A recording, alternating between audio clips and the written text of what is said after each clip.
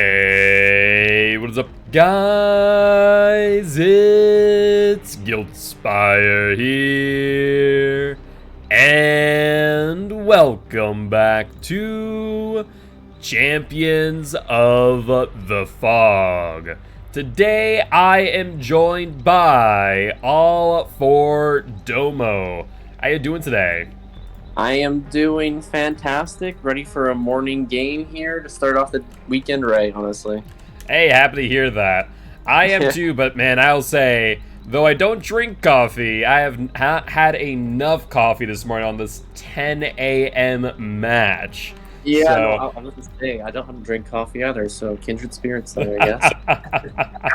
It's one of those things that, like, you wake up, you're like, okay, feeling good, and then, like, when I did the intro, I'm like, man, I am still exhausted, but here we are, and I'm sure that with this match, we are going to get quite energized, to say the least.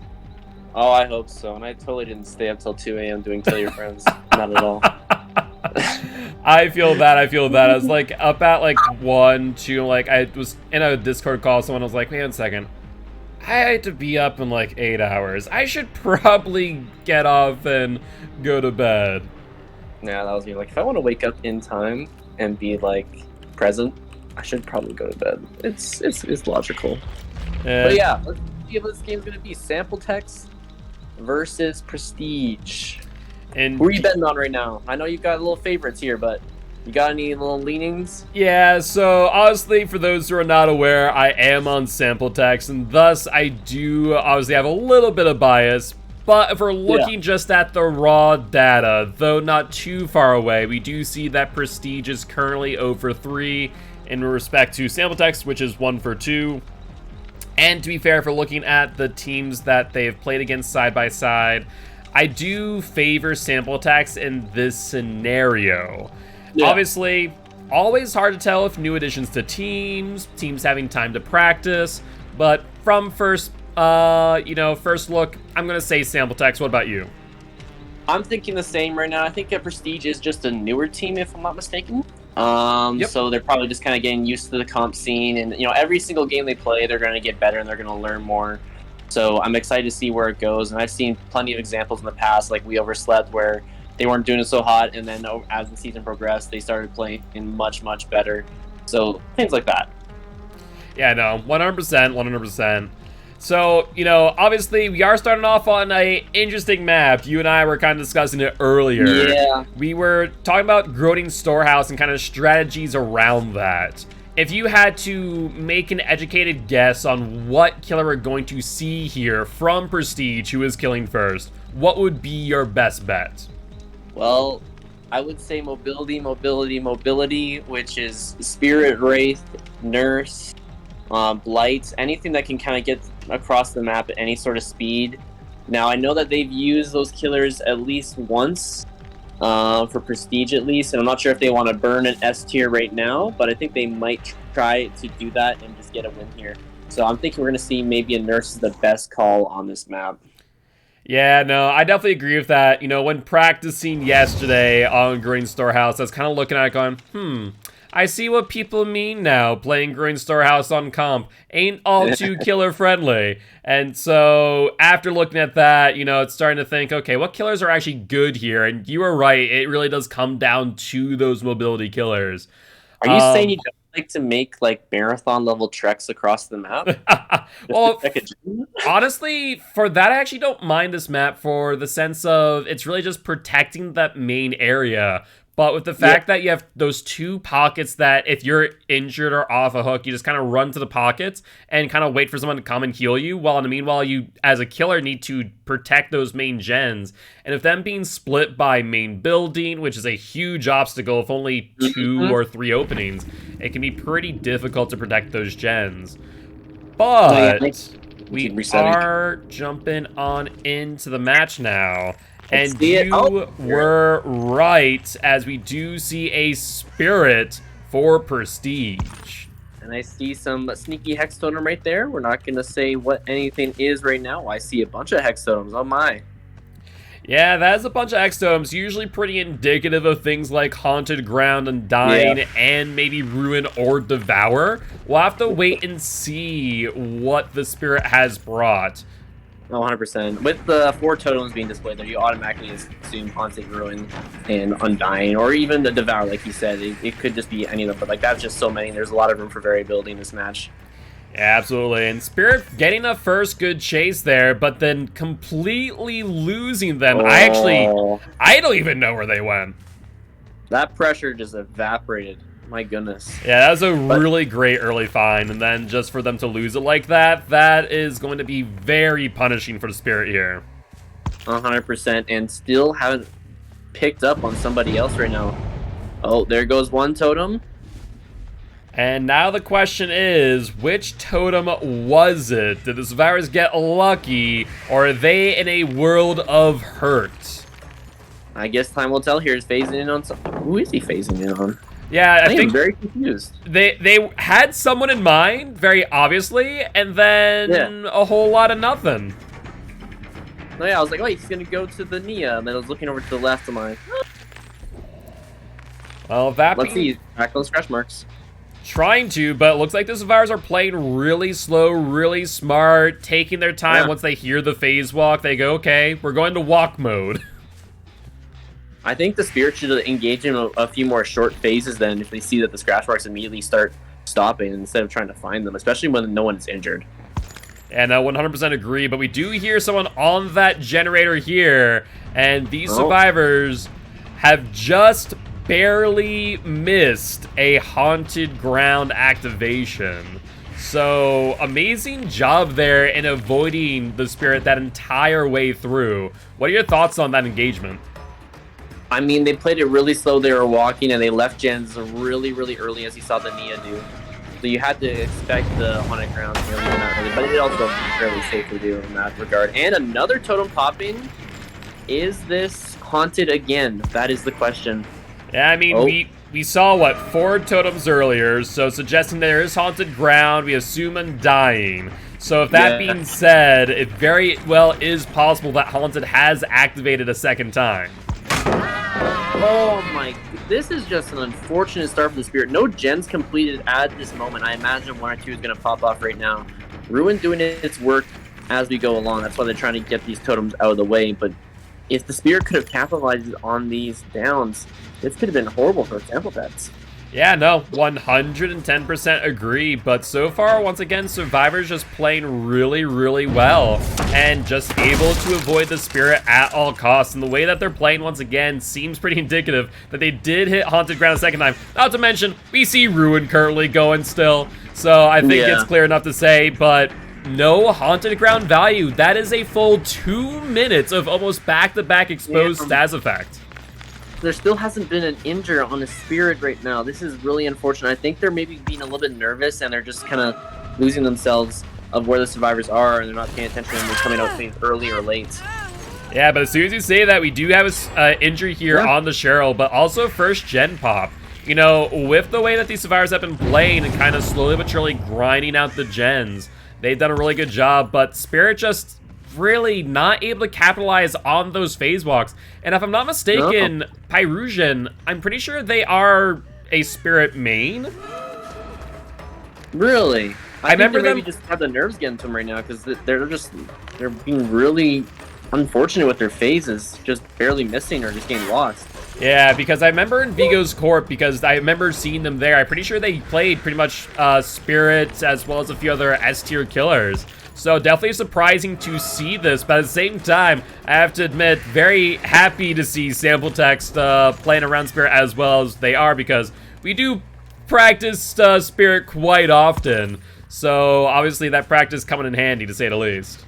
They are doing quite well, and I will note that on the Tino, he did have a phase where he landed right on the Cheryl, but swung backwards because he was so precise with the phase. It was just a second guess, I suppose. And now look, Cheryl's immediately healed up again. Another gen popping, another gen also close. Damn, I just really want to see a hook come through and maybe just a buildup of some pressure here. Yeah. Good attempt there on the vault, but no dice for Dragon's Wrath, as this will be Spirit's first hook of the game. But this is a really bad placement, as we're kind of mentioning earlier, where you have to play that middle area to hook back in that pocket. It's pretty much just giving the survivors the ability to unhook at their leisure. Exactly, and this gen has regressed a bit, which did have more progress, but it's still going pretty good. Ruin's still up, so Spirit is getting value from that and having some time saved. But they need to start slugging or have more pressure on these downs, because right now, this won't be enough at all. Yeah, 110% agreed. I'm surprised that they're swinging at the Nia here. You know, it seemed very obvious to me that they probably had BT applied, so definitely surprising. But Alex, or Dragon's Wrath, now taking aggro again over in the LT wall. I guess the question is now, does the Spirit potentially risk a decisive strike going for this chase? You honestly have to at this point. There are 3 gens done. You only have one person that's been hooked. You have to find them, and you have to kind of tunnel them. And let's see if they do have DS. If they have DS, that spells disaster. If they don't, that's going to be probably 1 kill at least in this game. Oh my goodness! The 25%er. Yeah, no, that was a really, really good play there by Sampletex, and I'll be honest with you, that play there, knowing how Alex plays and having Decisive Strike this late into the match, was purposeful to take aggro and to purposely get down there. Honestly, I guess that makes sense then. Oh, the reverse power drop not doing the work. Spirit actually coming into more comfort, I feel right now. Like, they're playing better right now. Yeah, they're starting to, I think, you know, maybe calm down and some of the pressure's falling off of them. But at the same time, it's a little bit too late, as we do have only 1 gen left and only 1 hook across 2 hooks across 2 people here. So, you know, they're definitely in a world of hurt as of this moment. And I foresee another gen pop in the next, you know, 40 seconds, give or take. I really think they're in that deep pocket over there on that gen. Just far, far away from the Spirit. Oh, right there. The smaller one. But there goes the gen, and the Spirit is just going to camp this out for what Spirit can do. I imagine they will 99 one of these gates and try to do a 3-man save. I imagine they're feeling pretty confident right now. Yeah, and I think kind of need to in this moment, you know, with the current point system as it is, you do lose 12 points if you do not get that 4-man out. So I think in this moment here, you kind of need to weigh the benefits of, okay, if in an instance we were to give them a hook or 2, is that worth the additional 12 points in the end?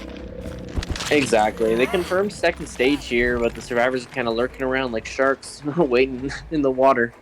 And now that they have drawn the Spirit's attention away from the hook, that gives them plenty of time to go for the unhook. And I think the amount of distance between the hook and that exit gate, which we see to be 99, is more than enough for these survivors to capitalize on. Right now, they should not be going for this. They should phase back unless they can get it down right now. But a body block should be coming through. There it is.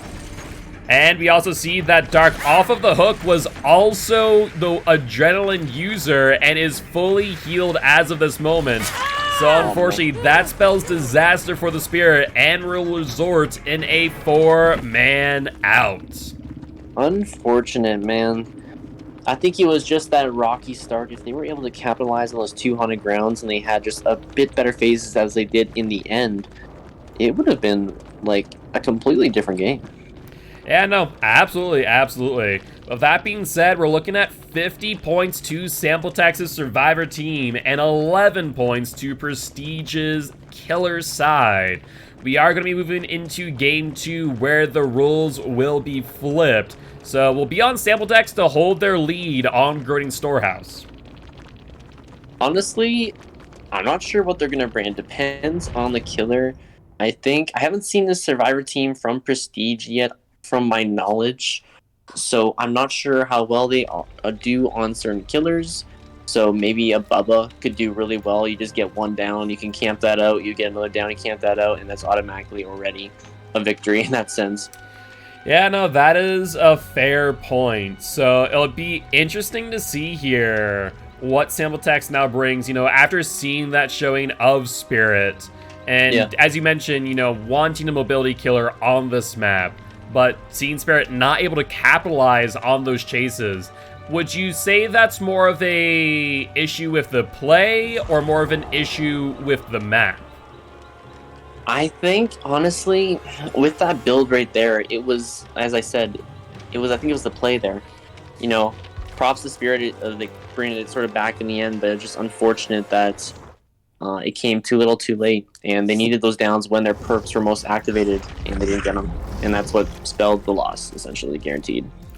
Yeah, no, that is a fair assessment. And I think, one thing I will mention on those cleanses, one thing that I would like to see more in comp is being aware if Haunted Ground is in play.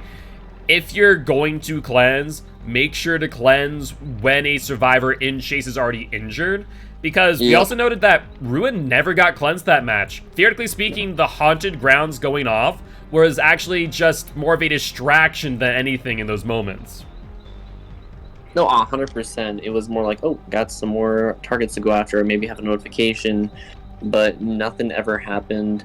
Honestly, again, yeah, I would have waited until there was like a lot of pressure upon us, and maybe we had like 2 injures. Like, okay, this is a good time. Someone injured is being chased. Let's pop this, and then they have to choose if they want to continue the chase or go after a healthy person.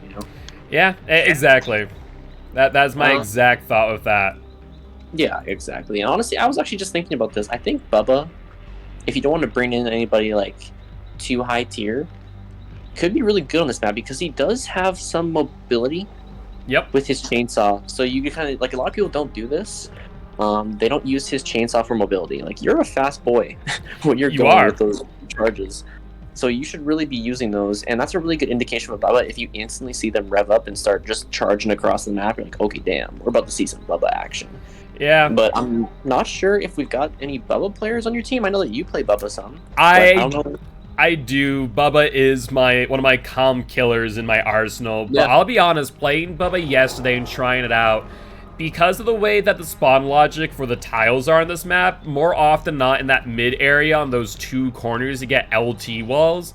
And it can just be really, really rough, especially depending on the direction that the, storehouse itself is facing. You can link those LT walls into the window very easily. So it became very easily punishing for Bubba to play on this map. No, I bet it is. Like, you can definitely use windows against him. It really just depends, because there are a bunch of areas where it is just dead zone and trees. Like, all that top side behind Bane and some of the middle area. So it really depends, I guess, where you catch the survivor out and where you pick the chase. But yeah, I don't know. I would just say, if you don't want to burn an S tier, Bubba would probably be a good choice here. Yeah, I'd agree. And I think in this instance, as we're looking at this, I definitely would say Bubba's a good choice. I think, as we also mentioned, Wraith would also be a very good choice as well. Because not an S tier. I think we've, on Samueltex, have already used Wraith once, potentially. But with that being said, I think this would be a good moment to do so. No, I agree with that 100%. I think that, like, as I said in the beginning as well, Wraith, just because of his map mobility, he's not an S tier, but he's something that can provide pressure across the map and leave chase and actually get across the map in time to pressure something like, oh crap, this chase isn't going well, let me go back. Unlike the Spirit, where, Spirit, she's good and fast, but she doesn't have a long enough period in that phase to get across the map enough, so then you're just a 110 killer going at some point. So you really have to kind of control an area. Yeah, that is the big thing with Spirit, right? Where people don't really think about her being a 110 killer because she has Billy mobility while in phase walk at 167. But, she really is. She is a 110 killer and will get punished for missing phase walks constantly. Yeah, that's exactly what happened, and it becomes even more punishing on a map like Groaning Storehouse, where every phase needs to be on point if you want to keep up momentum and speed and any sort of pressure across the map. Because if you miss those, then there's going to be a survivor all the way across the map that's doing a gen, and you can't pressure that. There's nothing you can do. You can't drop chase and get to that one in time as a 110 killer. Even 115, like a normal M1, you're not going to have much pressure there, but you're going to have more than a Spear would have in that sense. Exactly. It's kind of interesting to think about. So with the Spirit update coming in just under 10 days, do you think it is time for, people who play Spirit in comp to just burn Spirit at this point? Oh yeah, and that's what my team did, right? We basically saw, wow, well, like he's about to get, or she's about to get changed here, and she's going to be much worse in comp. Maybe not much worse, but she's going to be definitely easier to counter. So we're going to go ahead and use our spirit now because we're not sure what we're going to go against later on that might be able to, adapt to that, and it won't be as powerful. Yeah, I think that is definitely a great point. And as we start seeing, obviously comp teams practice against Spirit and Nurse quite often because they are some of the best killers. And it does make me question what it's going to look like in comp. Because personally, from an overall tier list, if we're looking kind of all up Dead by Daylight, not comp, I still think that they are probably bottom S, maybe top A. But in comp, I think they might get knocked down a few more pegs on top of which, because just having that info of where they're phase walking from and how close they are to you is quite significant. Honestly, I think it's just going to create more interesting gameplay as well because you're actually going to have some feedback and there's going to be some mind games. Like the Spirit's going to go one way for like a few seconds and then come back and then you vault over the pallet and then she comes out and swings. Like there's going to be actually mind games now. It's not going to be like, oh, it's up to the Spirit to make a mistake and I just have to try to guess right. Now you actually have some intel on what she's doing, so it's going to be a lot more fair and more fun. So people, when you go into a pub game or even a comp game, you're not going to go, oh, roll your eyes, it's Spirit, let me just do my best here. And now you're like, oh, I actually have some sort of control. Maybe not control, but I have like some knowledge at least. Yeah, exactly. So I think, I think what's going to be interesting to see is how Spirit players are now going to work against that, given that they have that knowledge. Because one thing that's kind of talking to someone about is personally, when I was playing against Spirits on the PTB, I was able to know, okay, they're on my left or approaching me, but once I got to a pallet, it was still a 50-50. But some other people were saying, well, at the same time, I can still hear them as they go around the tile. They go around and not through the pallet. And so I'm wondering if the play is against Spirit as survivors are concerned, is to, play around the pallet, drop it immediately, and then you're able to hear, oh, okay, they're going to the left of the tile. Let me vault now. We can slow vault. So I wonder if that's the way to now play against Spirit in that fashion.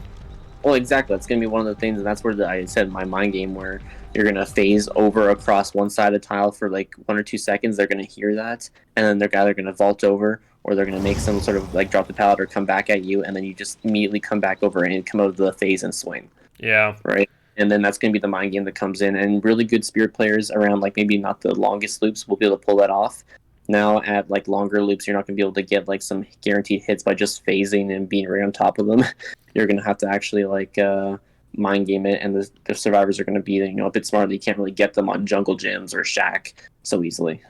Yeah, that's true. I will say one thing for jungle gyms. I am interested to see if the add-on that blocks windows will be used by Spirits in comp. I feel like, don't you have to, wait, I need to read more into it, but don't you have to go out of phase for it to work? Like your husk has to be there. Yes. And out of phase. So like coming out of phase is the bad part. So you're going to be basically like maybe go into phase for a few seconds, come back out, and then that's blocked. But then you're going to be 110 for a few seconds. Sure, they're going to drop the pallet maybe faster, I would say. I'm not sure. I'm undecided. Yeah, will be interesting to say the least, but we are moving into game number 2, this time with sample text as killer on the Groaning Storehouse. Who was playing killer? I don't know if I recognize them. Was it like Flaveless? I don't know. Yep, we have Flawless on killer. They are a bit of a newer addition to sample text, but they definitely have, gone above and beyond the expectations and have been playing pretty well. So very interested to see what Flawless is going to be bringing to us today. But after a quick build check, we're looking good to go. And we're going to be jumping right on in, and we see a Wraith. I guess, this is what we predicted. We've been pretty spot on today, man. All right, we've been pretty spot on. Ooh, and it's an aura reading Wraith. There's no hiding like they were doing against the Spirit here. There's going to be almost a guaranteed hit here. Yep. Yeah. Oh, and you're already down in this area, so he's kind of got you trapped here as well. But it is in the corrupt zone, which is one nice thing for this Kate and the team right now at Prestige. Yeah, that would be the only benefit to really think of. At the same time, I do want to note with All Seeing, do we think that with what we've seen in comp, is the nerf to All Seeing justified, bringing it from 12 meters to 8 meters, as we do see some great usage of it here? I would say yes, because before on certain maps you just have some ridiculous value from it. So I think like 8 meters getting a little bit closer for that, and not being able to be like, oh, I'm just walking by here. You normally never see them, and you just look over to the right behind that rock, like 12 meters away, and you see somebody like, oh, free. Yeah, that is a fair assessment, and I think that is, definitely justified by behavior, and I will say, really great plays here by these survivors, and will the Wraith be able to get the uncloak? They're able to get the uncloak in time, but I will notice they still do get blinded. Yeah. Wait, what? They got blinded but not burned? They got blinded but not burned, so it looked like maybe what happened is that they're looking a little bit too far into the flashlight. I think so, but maybe the Wraith wanted that more than the few second stun, honestly. Yeah, I mean, the stun is quite punishing if played around well. I'm surprised they really committed to that gem. Yeah, that was kind of interesting, especially having that window there available to you. You're kind of able to dodge that hit pretty easily. And we do see... trying to bait up the pallet drop. Yeah, trying to bait up the pallet drop, but playing on the short side there, we see that the Nancy jumps over to the left of the LT wall, rather than going to the right where they had a little bit more distance to work with. A little bit surprised about that play. No, same here. Catching back up with them. This should be down.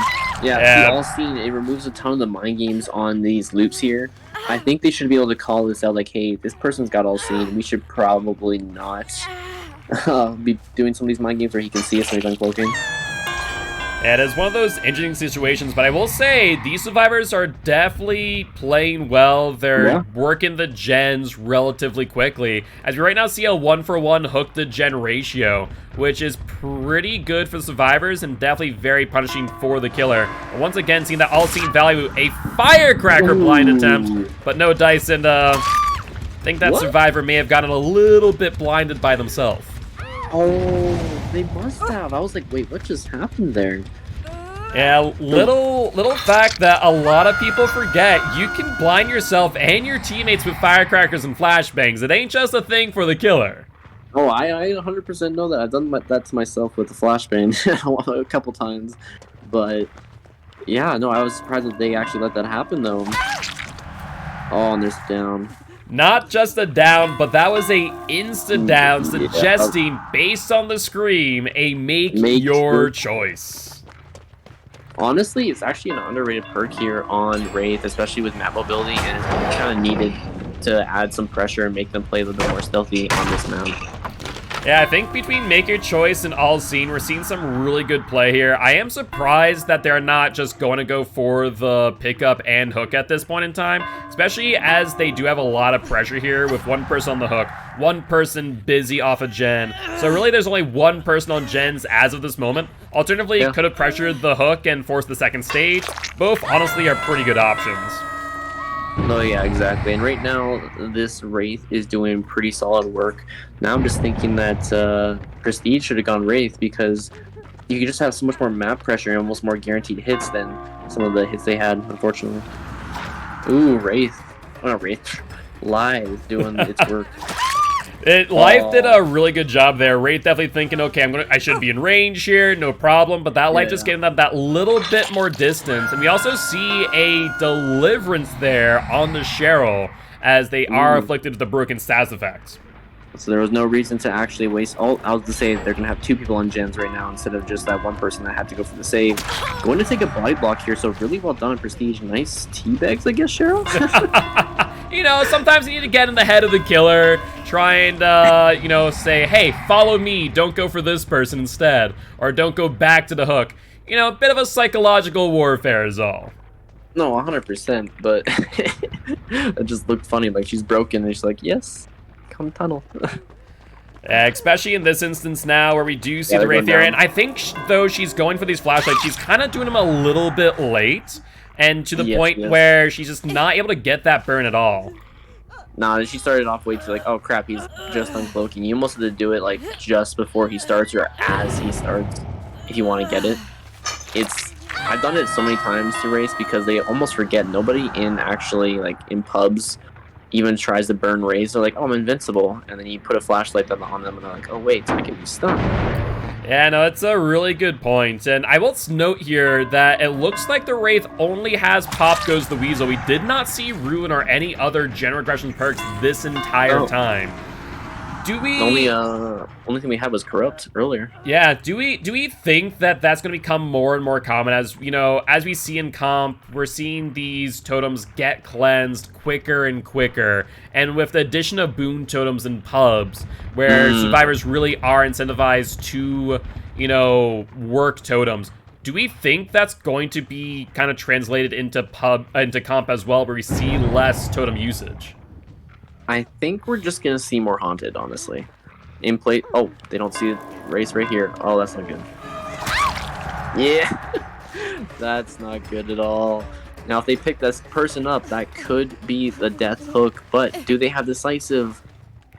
That'll be the question. And surprisingly, for once, the game is actually accurate with its obsession markers. The strange thing is that it's randomized in Kill Your Friends versus pubs, which is determined by your obsession perks. No, 100%. Yeah, like I was just thinking about that as well. I'm like, is it actually the obsession having DS this time? I mean, I kind of felt like it was with them like kind of clicking the flashlights and not being too worried about it. Oh, nice body block coming out from the cape, but this should be a down right here. There's too much dead zone area here, unless they can make it to this T. Now they do have Dead Hard. But they already used it. Oh, what? Not only did they use it, but got a really good 360 there. And we do see the last gen go off. Looks like maybe Flawless getting a little too aggressive on this chase. And unfortunately ignoring the gen to the point where these survivors are able to get some pretty good time. And do get the gen, but they are able to claim the down. The smart thing to do would have been to go around that pallet rather than vault it, because that, you know, decreases the chances that the Wraith can actually hit you out of that post cloak. Yeah, you're not wrong in that regard. A lot of people kind of don't think about that, though I will say All Seen has probably made a lot of these survivors second guess themselves through and through. Yeah. No, 100%. He's been purposely going at the corners, and they get a 3 out. And that's the smart decision right there. Yep. So the 1K versus the 4-man out, and the Wraith did have way more stages. So overall, that's a good use of the killer, and I think they win that round. Yeah, that was a 7-hook game, but, you know, still a 3-man out. But like I said, those 12 points that you lose there are quite significant on that one kill. So we are looking at 38 points to Prestige's Survivor team and 28 points to Sample Tex's killer for a total points of 78 Sample Text, 49 Prestige. I mean, it's still within striking distance here. I wouldn't sleep if I was Sample Text.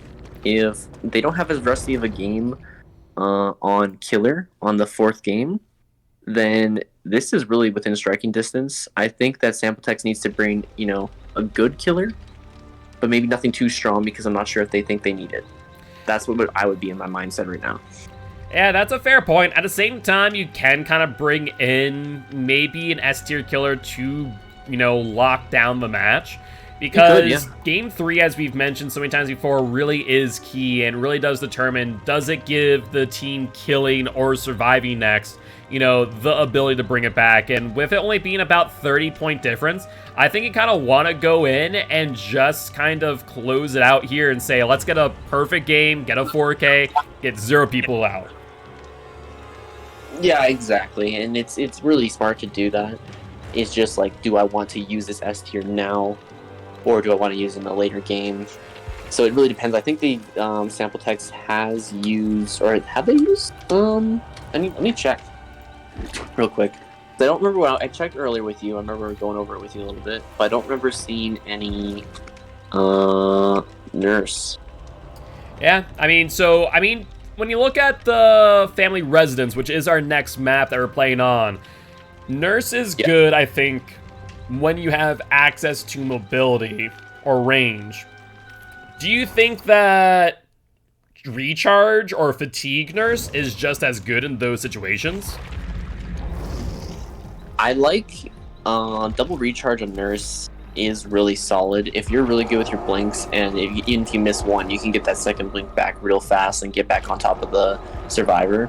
The one thing that is annoying for nurse on this map is there are so many bloody totems and rocks and various objects that the survivor can hide behind and then do moonwalks or just jet out at the last second. So you kind of have to be very on top of your blinks. Yeah, no, that is a fair point, where if especially a lot of the geometry on this map being rocks, where their hitboxes are a little bit wonky, just looping around them against a nurse could be quite a trouble, at least for the nurse, that is, where you have to really get that blink on point and try not to blink too short, otherwise just give that survivor so much free distance. Exactly. It depends, I guess, on how confident the killer is, and then as well how well the survivors play against a nurse, and how well their mind games adapt and they utilize the environment with so many different line of sight blockers. Yeah, no. It'll be interesting. So besides nurse on family residence, what else would you think? You know, especially with it being more of a rectangular map. It's not the biggest map in the world if you're looking at square tiles, but for the fact that it's rectangular and a bit longer than is wide, it means that the killer does have a lot more distance to travel. Right. But you said Yamoka Estate, not family residence, right? Or correct. Which one was it? It's okay. Oh yeah, it's Yamoka's estate. Okay. So you do have that main area where you can kind of like go to and then like jet off from there. Honestly, I'm looking through killers right now. I could see Demo could be interesting. Demo or twins, because twins you can kind of just park Charlotte in the center. There are a lot of rocks you can kind of run behind, but with Victor, it is kind of still a guaranteed hit. It really depends. You don't need as much mobility, so I could really see any killer coming out from these guys, depending on how confident they feel and if they want to secure that win, if they want to bring an S tier.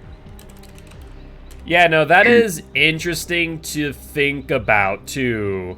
I mean, Charlotte definitely in the middle could work out well. 150 speed Victor is pretty nice.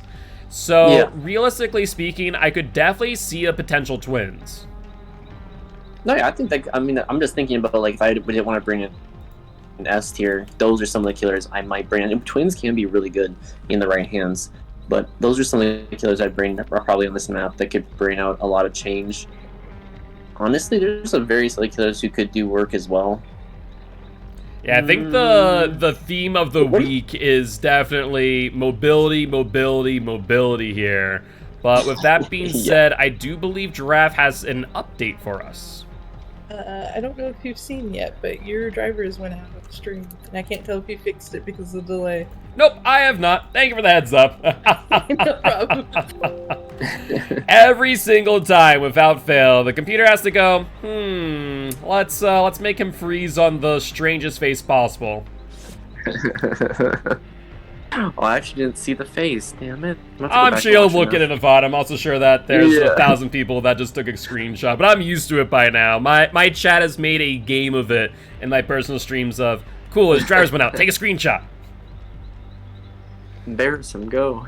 Exactly. But what about you? What do you think? What do you think we're gonna see? So I am intrigued at the thought of Demogorgon due to the fact that, you know, you definitely do have that ability of using portals. The only problem with Demo that I don't like versus, let's say, a Freddy is the fact that you have to physically place the portals, which means you have to spend that time going to Shack or going to the estate itself. So that's where it kind of becomes a little bit interesting. I was thinking Freddy as well, because he can be interesting where you can be on one side of the map chasing somebody and then instantly just look over and teleport all the way to the other side of the map instantly and have pressure on half the map again. So it's basically set up into like two sort of halves with the middle. You can pressure two halves kind of at the same time with your teleport. It is kind of good, which I could see it coming out if they don't want to burn an S tier, as I've been saying. So I guess those are kind of my three guesses right now. I don't know. I think Freddy is actually not a horrible option. Yeah, so I think Freddy could be a good option here. I think you're right about twins. I'm a little bit more wary of Demo. Yeah. Trying to think who else. Obviously, you know, Wraith does have good mobility, but could we see a similar issue to what we saw last match where you have good pressure, but is it going to be enough to get that 4K? Though actually, never mind. It's sample text again, so no double Wraith. Could we see maybe a Spirit? Again, if they want to get rid of that Spirit before the change, it could work, especially with a lot of the grass in this map. you can really get used to the sounds and instantly, oh, they just walked over this piece of grass or this like bamboo or whatever, instantly phase out and hit them. It's a really great indication, the sound there, if you're good with your ears and be able to locate people without actually seeing them. Yeah, I think that is a good call out there, and especially with this map where it does have the bamboo, it does have that taller grass to work with, the environmental cues are definitely going to be a bit more significant than Macmillan, where the grass has kind of been trimmed by the entity a few too many times. Just like with every update, the Plague's whispers get louder, so too does the grass get shorter. Oh, no, not those whispers. I'm telling you, I swear, like, people joke about it, it is a meme at this point, but I swear Behavior's doing, like, a social experiment to see how long before any Plague main goes crazy. Bro, the Plague mains that are left. Well, I will say, with this newest buff to Plague, she's feeling pretty good.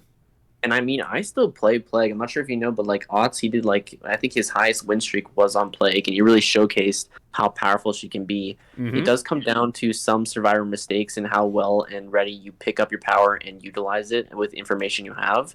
So you really have to play very well to get utilization of it.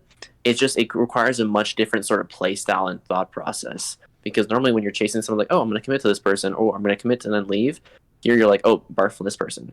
Barf from this person. Go do this, Jen. Do this. So you have a much different thought process, just like with Hag. You're just thinking a lot different. You're not actually thinking about chase. You're thinking about your setup. You're thinking about various other things. So it doesn't attract as many people because you're thinking about a different whole way of playing the game. Yeah, no. It's kind of similar to Trapper.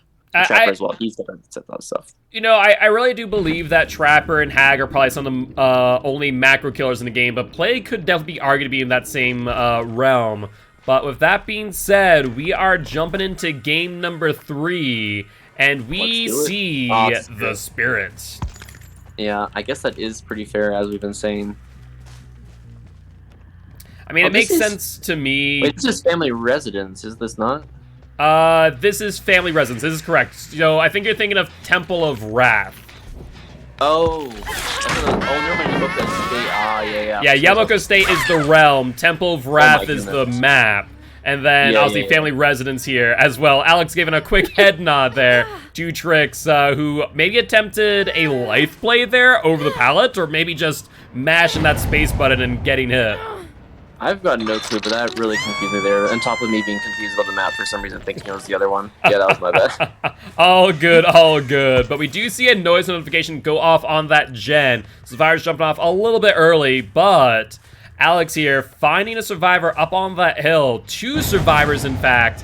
And I'm doubtful that both of them have a balanced landing to get out of the situation. No, but the stealth coming through, but they do see them around this tree. The little arm was poking out. Yeah, I mean, I think as you kind of mentioned in game 1, with when you don't see those scratch marks, ending phase early rather than trying to hunt them down is the right way to play. And we see Alex imploring that, you know, play style here, doing those shorter phase walks and opting not to lose that distance that you would otherwise gain in those moments. 100%, and gets the solid down right there as well. Off to a solid start, not a single gen done. Ooh, gonna slug and go back. Yeah, looking like a little bit of a cute mind game, and gets a lot of good pressure, especially with that survivor not having any balanced landing. So on 5 gens, 2 survivors down now. That is huge pressure from the Spirit here, as they are looking for potentially a 4K on 0 gens if they can help it. Yeah. That was such a mistake. You never want to, like, you gotta respect Spirit, Nurse. You gotta respect them so hard because they can instantly... Ooh, got the blind off, actually. They did, but they're still able to get the hit nonetheless, so... Good and all to get the blind, but unlike a Nurse or unlike some others, it doesn't work as effectively because it doesn't stun them. Just the blind, but does take you out of phase walk at the very least. No, exactly. And I might say, like, from the lack of sort of respect for the Spirit here, not respect as in, like, for the player, but respecting the terror radius and her abilities, they've gotten so many downs. The survivors have not been playing the same. And I think that's what you really need to do, but we do see Alex getting tripped up on a little bit of geometry there, losing a bit of distance, and as you mentioned earlier, Spirit is a 110 killer at heart, so she does lose a lot of distance in these type of chases, but Dragon's Wrath not exactly getting too deterred, though we do see 2 unhooks in this moment. No, exactly. And I think here comes the fourth hook, if I'm not mistaken. Yep, this will be fourth hook overall, and trying to identify where a hook is. Kind of awkward because basement ended up being here, so opting to go for the basement hook. Probably the smart call here, get a hook all the way far down here, make them come back. I feel like he's gotten a hook on every single person now, yeah. Well, that being said, we do see them running out into these gens again. I also want to note that this totem has been right here for a long time. Maybe the survivors have been worried about haunted ground and have been looking at the dull and lit totems to confirm if haunted ground was in play before cleansing. I think that was the call in here. And oh, the dead hard not gonna be enough. Gonna get the yoink off the pallet. Unfortunate. This spirit, this ruin, is just absolutely demolishing them right now.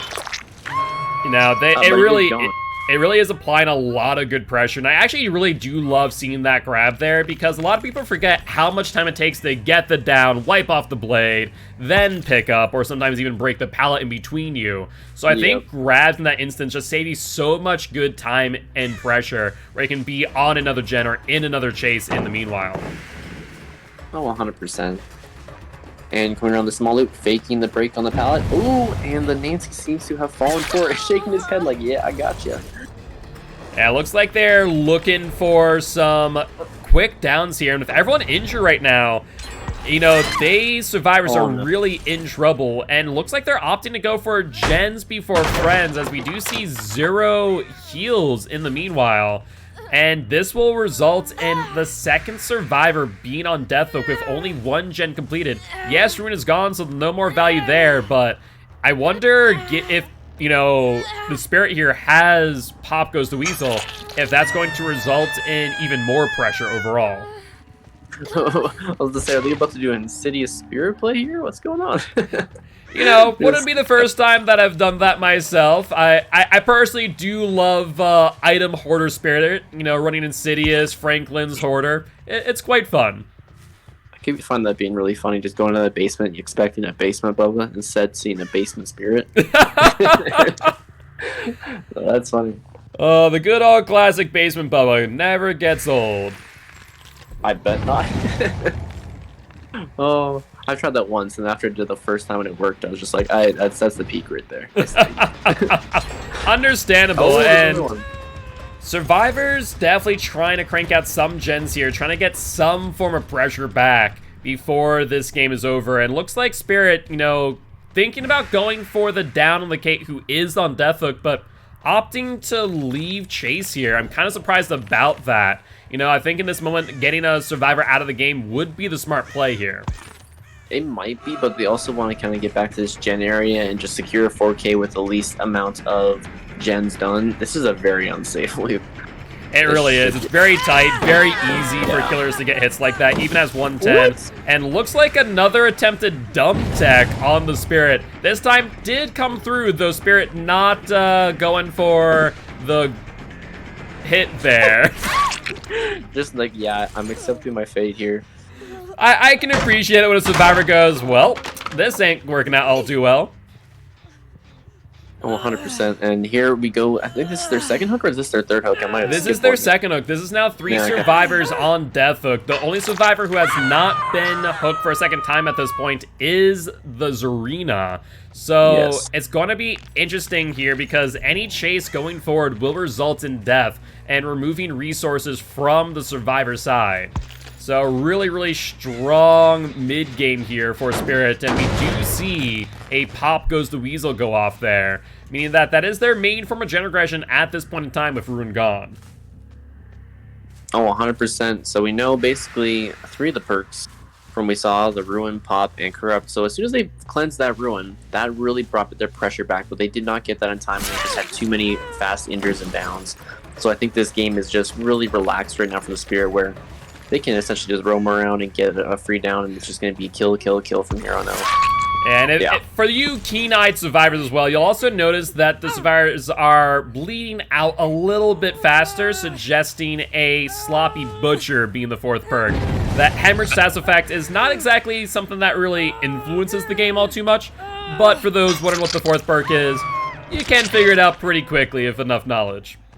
I was actually, when I saw it, I was pretty surprised, actually. I was like, sloppy.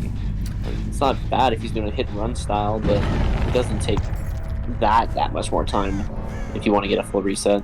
I mean, it's actually pretty significant in the grand scheme of things. It's 25% increase on heal time, so moving from 16 seconds to 20, those 4 additional seconds, which is a collective 8 across 2 people, is actually pretty significant in moments where Ruin is still up. When Ruin's not up, not as much. No, I think that's pretty fair. Oh, and gets the down. Do they have decisive again, is the question. I swear, if they had decisive again and actually are the obsession, I might actually reconsider and think whether or not behavior has fixed the kill your friends issue, where you actually know where the obsession is. And we did see a bit of a standstill mind game, but a second mind game on top of which to also get the hit, a quick phase and hit, maybe another survivor a bit farther off, calling out the phase walk, and now we do have 2 survivors down, both of them on death hook, if only the Zarina left alive. I really think that the Zarina wants to sneak around and get that gen done because they just need some sort of points to give their killer a chance here to come back. Yeah, I think you are right with that. At the end of the day, just a few extra points to try and bridge the gap here, as we do see this second survivor now dead on hook. And we do see the Nancy get back up seemingly by herself, so I would imagine Unbreakable was used in that moment. Oh, and just... there goes a 1 gen at least. And that wasn't the gen, that was 99, so Spirit does want to get back to that gen ASAP and potentially pop the gen just in case. And I am surprised to see the 3rd hook here, because that does leave Zarina the opportunity to go for Hatch. Now, granted, here's a funny thing. If she was to go for that gen and pop it, that would result in 5 points. If you were to go for the escape, however, it gives you 3 points. They get the escape for the additional 3, so better than nothing. Better than 4K for the Spirit here, at least. I'm really surprised that Slug didn't come out. Yeah, especially with that Unbreakable play, I think that would have been the smart play, but maybe Spirit was just kind of in the moment going, okay, let's kill him, let's kill him, let's kill him. And I can definitely understand that, but still, if we're looking at points, we're looking at 12 points here for Prestige and 40 points for the Spirit. Now, they could have got an additional 7 points in that moment if the Slug had come through, but it's currently 118 for Sample Text and 61 for Prestige. So, unfortunately, even if Prestige were to get a perfect 4K on 0 gens, I don't think it's going to matter, as they will only be able to get a max of 109. That is quite unfortunate, but I mean, let's see how this last game plays out. I wonder if they're going to do a throwaway killer here. I imagine they will, just so they can save some better killers out there for another game.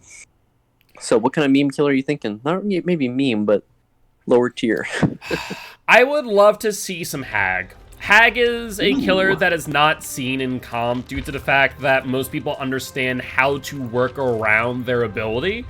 And because of that, we don't see enough Hag. At the same time, it is Yamaoka, and so as much as I would love to see Hag, I don't think we're going to, for the sheer fact that, well, it's Hag, you don't have a lot of 3 gens to work with, so that would make the most sense to me not to see Hag. Otherwise, Legion. I would love to see some Legion play. Ooh, Legion. I could see that. Get a lot of fast injures, but then be an M1 killer after that. I don't think they get many hooks, but it could be a fun game. That's where I've said before, and I've kind of talked about it on my stream, because I really do love Legion. They're a really fun mobility killer that's able to chain their ability in a very satisfying way. I'd love to see Legion buffed in some way, shape, or form, because where Legion really falters is you're able to get those really fast injures. But after that, you become that M1 killer, so once that pouch drops between you and them, and you're in a good tile, it's really hard for you to come back in that moment as the killer. So, it does make me question, what could they do to buff Legion ever so slightly to make him just a tiny bit better in those chases? I say we revert him back to old Legion, where you can... Oh, freaking OG Legion was, it was something.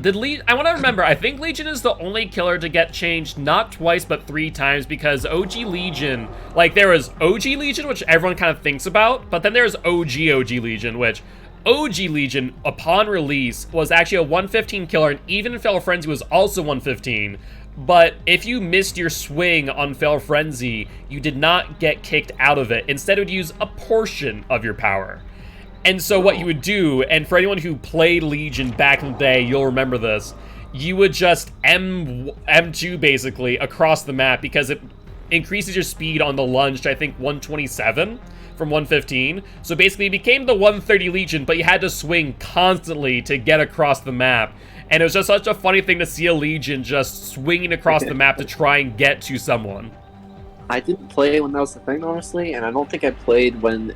I think I started playing just after that Legion change came in, where everyone was complaining about how you could just basically break chase and then men would go down. Yep. And then you just go down. So I think I started playing a little bit after that. So I didn't get to experience it firsthand, but it sounds so funny. And, you know, we could try this for comp for one game, you know?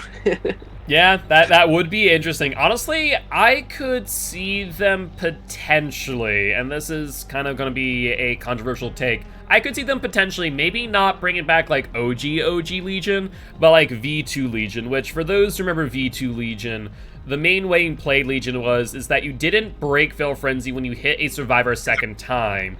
Instead, you'd be able to hit them multiple times and down them with the Mend. So every time you'd hit them with Fail Frenzy, it would take down their deep wound status effect a little bit more. And I think it was between like 3 to 4 hits, depending on add-ons, for what it would take to get the down. But I believe Draft has a question and or some news for us. Yes. I was just gonna let you know that Chef in chat says he was 110. Was he 110 on release? Hold on a second, I have to check this. Because I thought he was 115. Really? Was he actually 110? That'd be insane. But maybe that also makes sense why me as well as the other Legions were swinging constantly to try and, you know, gain some mobility, because I think he was the 127 on those swings with Fail Frenzy. But I want to check the Legion changelog now. Hold on one second. Got some time here, I guess. Yeah, I mean, that's one thing about the wiki. They are pretty good at updating everything. Yeah, holy hell. You were not wrong. Patch 2.7.0. Jesus Christ, that seems like a eternity ago. Legion's speed was increased from 4.4 to 4.6. Yeah, would you look at that? That was pretty significant. I honestly did not remember, probably because I was just swinging into the night with M2ing across the map constantly. So, fair play, fair play. Alright. Fair, I guess. Well, let's see what we're going to get here then. I kind of want to see what happens. I want to see, like, if a lower tier killer can, like, trip up Samtex, or if they're going to start kind of being a bit more lights because they know they've won. I wonder. Yeah, you know, sometimes some of the best teams do get tripped up by those lower tier killers. Not to, you know, draw the ire of one of my teammates, Lesbian Love, to me, but, you know, looking back at CDM getting 4K'd by Basement Trapper is a good example how sometimes, in the most unique of circumstances, a low-tier killer can definitely put a lot of pressure on those high-tier survivors. Oh, 100%. It could be, like, super interesting where you're just like, oh, I'm not used to playing against this killer, but then they do something really weird with their power, or you just, like, forget that they did that, and like, oh, that was dumb. You kind of let your defenses, you know, drop a bit because, like, oh, this is a low-tier killer. I can limp them forever. Which you normally can, but if you get a little bit cocky or make a mistake easily, it can be punished pretty bad. Yeah, you're not wrong in that regard. So, it'll be interesting to see what they end up bringing. And with that being said, you know, I don't know. If we're looking at if they're not bringing a meme killer, if they're bringing someone serious just for a statement, what would you think of them bringing here? You know, we mentioned mobility again and again and again is, you know, today's theme, I think. You know, what are your thoughts if they were to bring someone? Who would you bring? For a statement, you know, it'd be something kind of fun, and we haven't really seen much this season. A Billy. You know what? I think you are right in saying that. I remember in Season 1 we saw Billy on and off. Billy would make sense. You know, there's a lot of obstacles. There are a few lanes to work with, though, where you can get from one side of the map to the other. At the same time, I don't know. Billy could be interesting. I know Billy is definitely one of those killers that I need to get better with. I still need to work on how to get their flicks, and my next problem is kind of looking at that and where I struggle. I think a Billy would really struggle around a lot of these tiles, especially with a lot of the geometry. I think it would be just like a lot of like kind of fun to see in practice. Like it really, I would not bring Billy on this map personally because there's way too many things that you can use against him. But it would be fun, and if they could actually do well on it, it would definitely be like, hey, they've got some good players here. Yeah, no, that's a fair statement. That would definitely be interesting. So I would love to see more Billy play. You know, maybe one day we'll see the return of Space Billy. Oh, wouldn't that be a treat? Honestly, I just want the return of any sort of Billy from the past. The only thing they really needed to change about it was just that Insta-Saw. Everything else about Billy was fine. The freaking charge add-ons that were basically the equivalent of Top Knot. Yeah. If you did not need that, like... But the thing with Oni is that it's more fair with Oni, where you actually have to gain your power, right? And then you have to still mind game to an extent. I was thinking, Billy, that's part of your power, and now you're like, oh, well, you can just instantly charge it right away and down somebody. So they just need to remove that or rework it to a slight extent. Not thinking to rework his whole power. And I was like, oh yeah, we're adding an overheat mechanic, by the way, and we're like changing some of his like turning and various other things. Have fun. Yeah, no, that's fair. I would definitely agree with you. I kind of like to see that rework. I think Billy does need a little bit of love. At the same time, those who are really good at Billy do really well even still, but add-ons right now are just hot garbage and pretty much just unusable for the most part. Oh, 100%. And I mean, like, Billy in comp, he shouldn't get too many stages against a really good team, but if there are mistakes on the board, he can have such great mobility and he can slug, and it just very much depends on how well the Survivor team is doing. And if they're doing well, then he should only get like 4 stages or 5 stages, honestly. Yeah, that's fair. So, will be interesting to see as we are loading up into game number 4. As I mentioned earlier, Sampletex is at 118 with Prestige at 61. So this is the last game and is already a victory for Sampletex. But that being said, we're jumping right on in. And we see a Bubba Boy. A Booba. Are we going to see maybe a basement Bubba? That could actually be pretty funny. You know, one thing I like about these games 4s where there is no winning, you do get to see a few more memes, as we do see Bubba, you know, doing some landscaping. So it is sometimes funny to watch these game 4s for sure. I mean, it is Chainsaw Killer, so maybe partial credit. True. We do have one part of the Chainsaw Bros here. We do see them going for this Chainsaw Dash, but taking the stun on the pallet. The flashlight clicks, I think they know Trix as well. Trix has been around the community for a little bit here, so they're probably going to try to have some fun with him in this game, knowing like, he's going on Booba. Let's see what we can do. I think you're right in saying that. For those who've been comp for a while, you're right. Trix has been kind of, for lack of a better term, I would say... Oh, I think Bubba has found an interesting window. Cannot vault it from the inside, it would seem. This game is completely perfect. The survivors need that buff. Like, make sure that killers can't vault windows anymore, okay? To be fair, that window's kind of one of those windows that you just don't want to vault in general, but in the instance that you want to. And looks like, you know, you know, what I like to call him that moment, the seizure stick. Yeah. And I'm pretty sure he had the reason why he wanted to do that, because his first vault was really fast if there's any key knives out there. And we now see a bit of locker play around Bubba. Let's see if this Nia knows her timing, and she does to a T.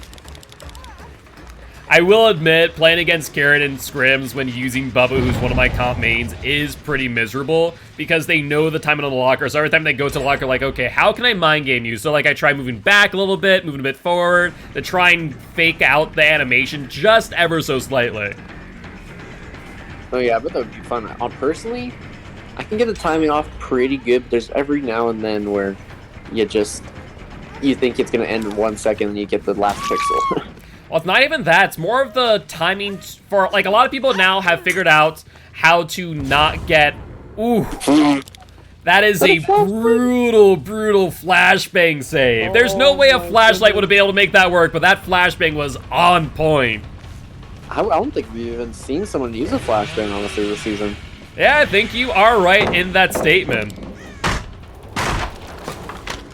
I feel like Bubba needs Lightboard at this point. Honestly, he's had half the match not being able to see. Oh, well, that, like I said, I love seeing the memes, and we even saw a head-on attempt right there as we hear Dwight jumping out that locker, trying to stump Bubba here. But he is in a bit of a predicament as we do see no pallets or vaults, but once again a locker. Let's see if Chef this time knows the timing, and not only did he know the timing, but he got the head-on stun too. Damn. You know, there used to be a team by the name of Bubba's Bullies, but I think in this case, Bubba is getting bullied. Yeah, that was my very first team, basically. Oh my goodness, this is so weird to watch. No, get him. And I'm thinking Bubba at this point, you know, though the memes were real, I think Bubba is actually trying to get A down and just not able to make it work, and we do see that dumb tech here. But Bubba not able to get the chainsaw or the hit over the pallet. Damn, I would have gone for the chainsaw break on that pallet at the very least. Not even taking the M1. He wants that. He wants that chainsaw. He wants it. You know, maybe this is you know, you don't see it often, but maybe this is the M2 Bubba. The M2 only Bubba.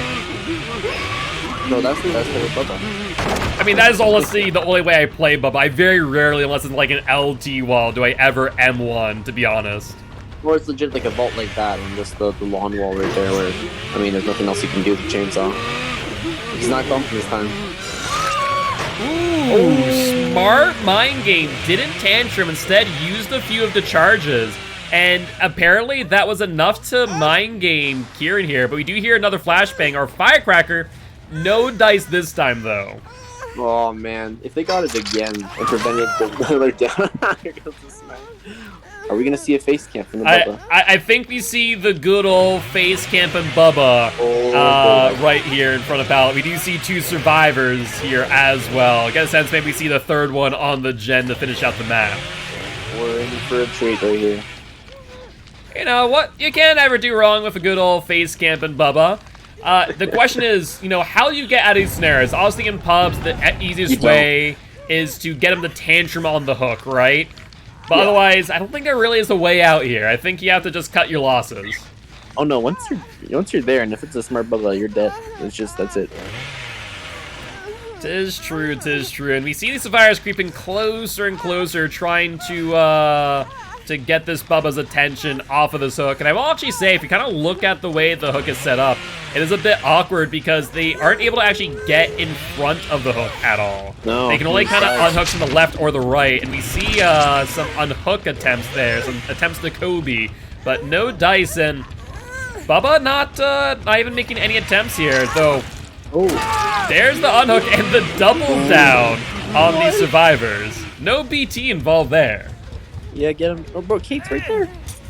And a flashbang again. Oh. Wow, talk about close timing. You could have downed the Kate there. You knew that she was there as well. I'm not sure why he didn't do that. You know, probably because, like, okay, I don't think anything can happen here. We'll be fine. And very narrowly dodging that flashbang.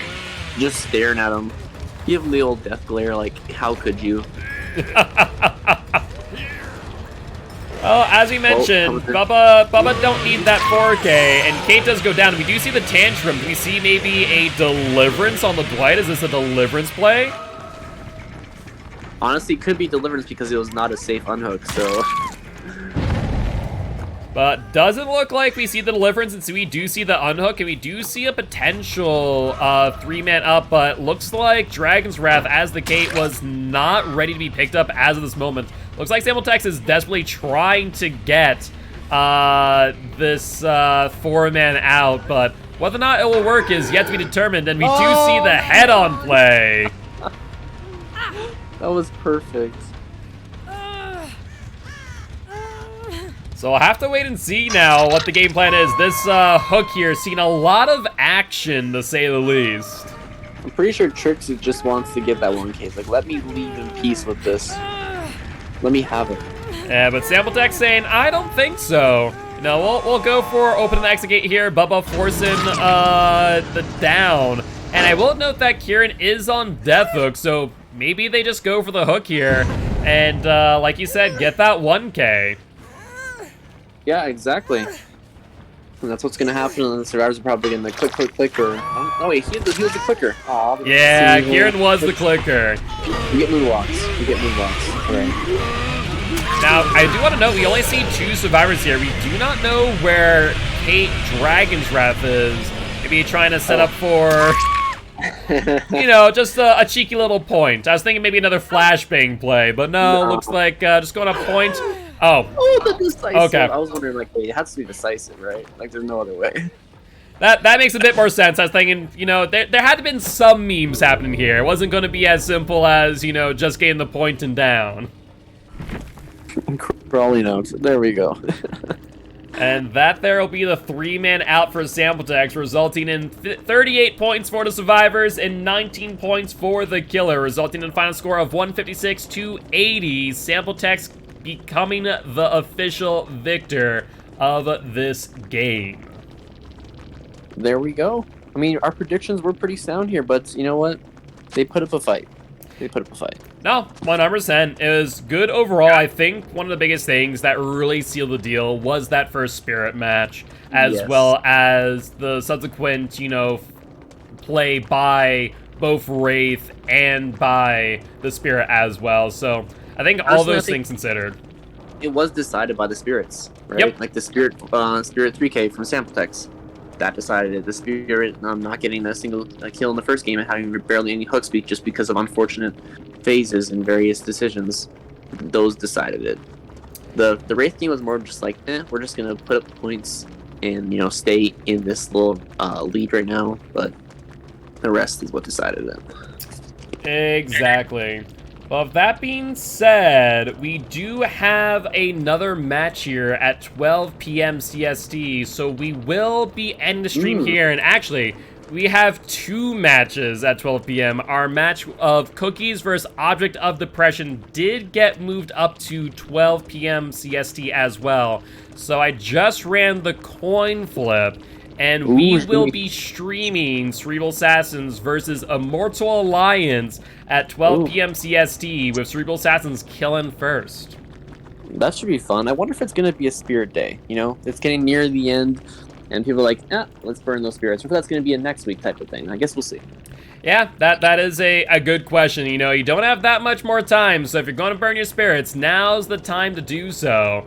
But with that being said, as always, guys, I hope you did enjoy this round of Champions of the Fog. We'll be live again in 45 minutes. Like I said, it's Cerebral Assassins versus Immortal Alliance. So definitely make sure to stop on by and say hi then. But Domo, before we do go, if you were wanting to have chat here, come say hi next time we're live, where would they find you? You would find me on this very platform, Twitch, at all4domo, same name.